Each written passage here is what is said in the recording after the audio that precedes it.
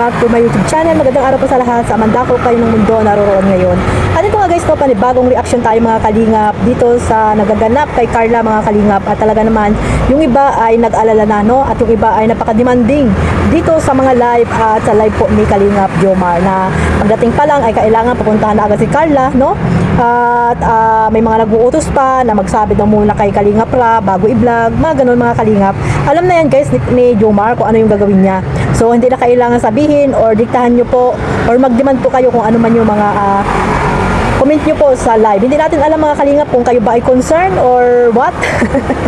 Masyadong mga overacting na po yung iba, no, mga kalingap. Pero syempre dahil nga siguro nag-aalala sila, kaya ganun na lang po yung kanilang reaction mga kalingap. So bago natin simulan ang ating reaction ngayon, shoutout muna sa ating founder Kuya Bal Santos Matubang, Ate Edna Vlogs at Kalingap Rab, at sa lahat po ng mga nasa landing pad, ambassador, deputy at mga Kalingap Scouters.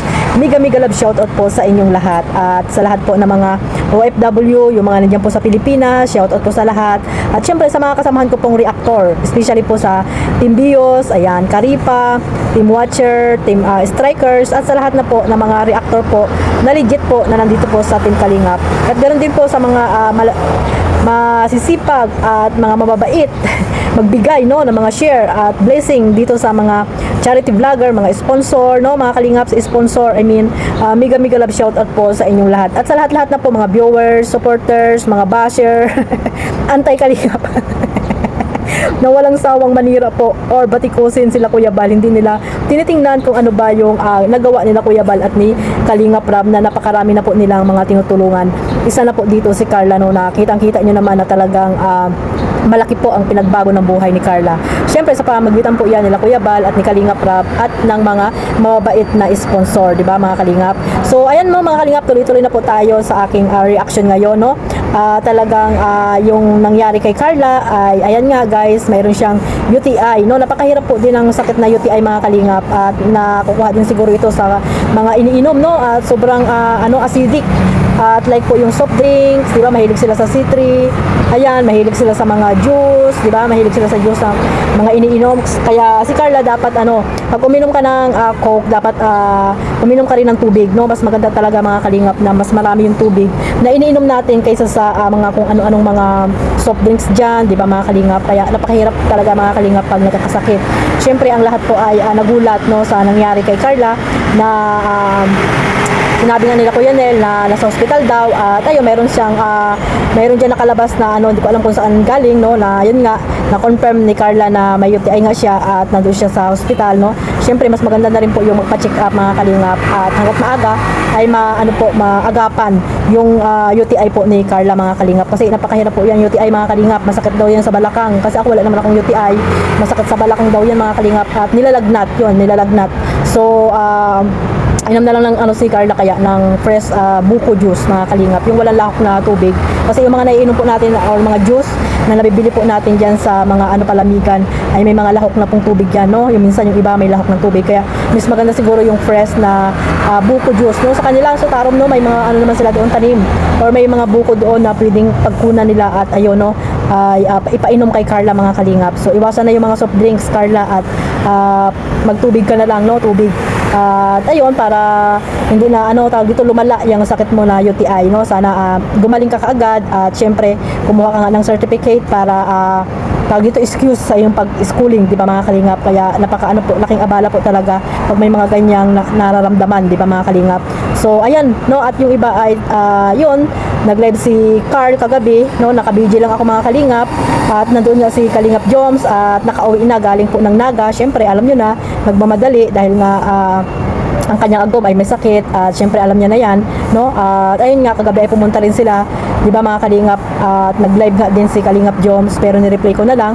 At yung iba ay talagang minsan nakakatamad na rin manood ng mga live, no, lalo na yung mga comment pag hindi mo talaga matiis na hindi rin makapag-comment sa mga demanding na tao, no, na akala mo makapag-utos ay ganun na lang na agad-agad ay mapuntahan ni Kalingap Jomar, hindi ba muna magpahinga? At ang dami-dami nilang mga utos or mga gagawin, di ba? Bakit kami mga ganyang supporters mga Kalingap? Hindi natin alam kung mahal ba talaga nila itong si Jomar or si Carla mga Kalingap. Ewan ko mga Kalingap. So ayun, no, hindi rin natin sila masisisi kasi nga sila yung mga taong talagang gusto nila ay talagang agad-agad na mangyari yung gusto nilang mangyari, mga kalingap, no? Minsan nga hindi na nila bigyan ng privacy itong si Carla at si Papa Joms, no? Gusto pa mag-live dun sa sa hospital. Di ba may mga hospital kasi, mga kalingap, na bawal mag-live, no? Lalo na pag hindi naman private yung nila, kwarto, syempre hindi po pwedeng mag-live kasi marami mga kasama doon na mga iba pang pasyente. At syempre hindi allowed po sa doktor or sa hospital talaga na hindi pwedeng mag-live, mga kalingap. Kaya sana intindihin din po natin at unawain, no? Malawak po sana ang ating mga pag-iisip, hindi yung makapag-comment lang tayo ay okay na sa atin, na pag hindi nangyari ay ano-ano na yung sasabihin natin, di ba, mga kalingap. Dapat maging malawak din po yung pag-unawa natin, mga supporters ng Jomcar Jam. Alam ko mahal na mahal niyo si Carla at syempre si Jomar, no, na buti na lang umuwi agad. Paano na lang kung hindi umuwi si Jomar, nako, grabe na naman ang bashing niyan kay Joms, no? Ano na naman ang isipin. Na syempre alam niyo na, no, yung mga yung mga solid Jomcar na talagang tahimik lang, no? Alam na agad kung ano ang ibabato kay Joms kung hindi siya umuwi, no, kagabi. Kung hindi nakita kagabi sa live ni Carl, nako, ano na naman po ang sasabihin niyan, na pag sinabi ni Carl na nandoon pa sa daga, ay nako, sigurado guys, mga kalingap, ibabas na naman po si Kalingap Joms, no? Ang maganda, mga kalingap, ipag-pray natin, no, na sabi natin na sana gumaling na si Carla, sana maging malakas siya, hindi yung puro tayo negative ang mga iniisip natin, mga kalingap. So sana po iwasan po natin yung masyado tayong demanding, overacting, na hindi naman dapat minsan na gagawin nila Kalingap Joms, di ba? At ni Carla, bigyan po natin sila ng privacy. So sana kay Carla ay gumaling na, no, at get well soon, no? At ayan, yung UTI ay napakahirap po talaga, yan din na isang sakit na talagang masakit po yan, mga kalingap, no? At sana ay malunasan agad. So para tuloy-tuloy yung pag-aaral ni Carla at malusog lagi yung katawan, di ba? Mahirap po kasi yung nag-aaral ka ay may mga nararamdaman ka, di ba? So ayan, sana ay maging okay na at hindi na muling maulit yung sakit ni Carla na UTI, no, mga kalingap. At sana ay maano talaga sa gamot. Tubig lang, Carla, ang inumin mo muna ngayon, huwag ka munang mag-coke kasi nga may UTI ka. So ipag-pray natin, mga kalingap, no, yung supporters ng Jomcar dyan, ipag-pray natin, mga kalingap, si Carla na sana ay dito ay gumaling na, mga kalingap. Nung kailan lang pumunta sila ng Tarom, di ba? At ayun, nilutuan nga ng nanay ni Carla itong si Papa Joms ng pusit, di ba? Ayan, panoorin natin, mga kalingap. Ilalagay ko rin dyan yung clip video na nakuha ko po dito sa second channel ni Kalingap Rab, mga kalingap, yung pagluto at pagkain ng pusit ng kanyang agom, no? At talaga namang alalang-alala si Carla na syempre hindi pa nga nag-lunch, no? Pinagluto talaga ng nanay ni Carla, no, na talagang syempre manugang na yan ni mama ni Carla at ni Tatay Alan. Talagang butong-buto sila dyan kay Papa Joms. Kaya yung iba dyan na hindi pa rin makontento, ayan, panoorin yung, mga kalingap, yung clip video na nakuha ko po dito kay Kalingap Rab. At sa pagtatapos po natin ng aking reaction ngayon, God bless po sa lahat, mag-ingat po tayong lahat sa mandako kayo ng mundo naroroon ngayon, no? Subscribe niyo po si Kalingap Jomar, panoorin niyo ang kanyang mga charity works, si Carla, at syempre ang ating founder, Kuya Bal Santos Matubang. Babay po, mga kalingap, panoorin natin yung clip video na nakuha ko po sa second channel ni Kalingap Rab. Luto ng daddy niya. Dad, salamat, Dad. Thank you, pa. Papa! Lakas mo magpapa pag wala. Ha? Naya din ako pag andyan yun. Pa? Sige, lasahan mo. Bro, lasahan mo ano ni Dad.